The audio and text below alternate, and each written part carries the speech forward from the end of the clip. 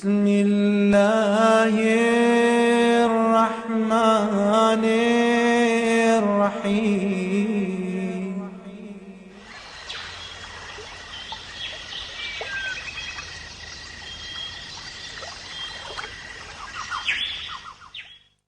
وہاب بن عمرو جو حضرت بہلول دانا کے نام سے جانے جاتے ہیں، ایک دفعہ ہارون رشید کے محل گئے۔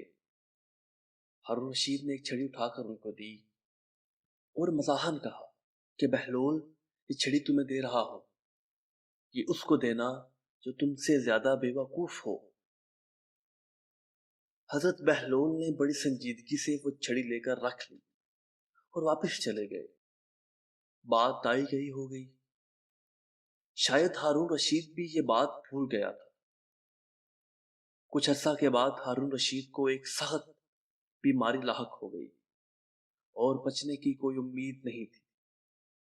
اتباع نے جواب دے دیا۔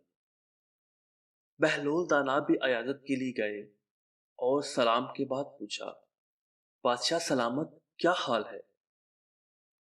ہارون رشید نے کہا، کیا حال پوچھتے ہو بہلول، بڑا لمبا سفر درپیش ہے۔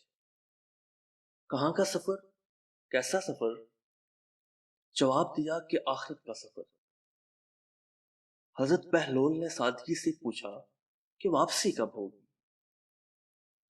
جواب دیا کہ بہلول تم بھی عجیب آدمی ہو، بھلا آخرت کے سفر سے بھی کوئی واپس ہوا ہے؟ حضرت بہلول نے تعجب سے کہا، اچھا آپ واپس نہیں آئیں گے؟ تو آپ نے کتنے حفاظتی دستے آگے روانہ کیے اور آپ کے ساتھ ساتھ کون جا رہا ہے؟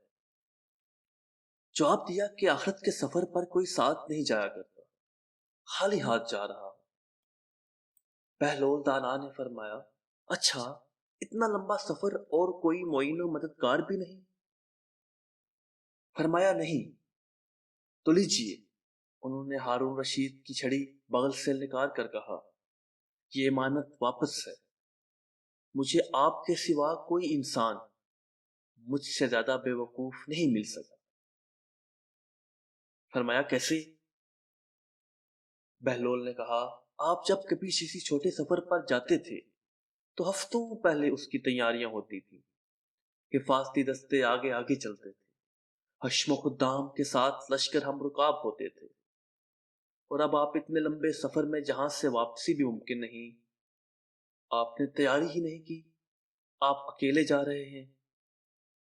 ہارون رشید نے یہ سنا تو رو پڑا اور کہا، بہلول ہم تم کو دیوانہ سمجھا کرتے تھے، مگر آج پتہ چلا کہ تمہارے جیسا کوئی فرزانہ نہیں۔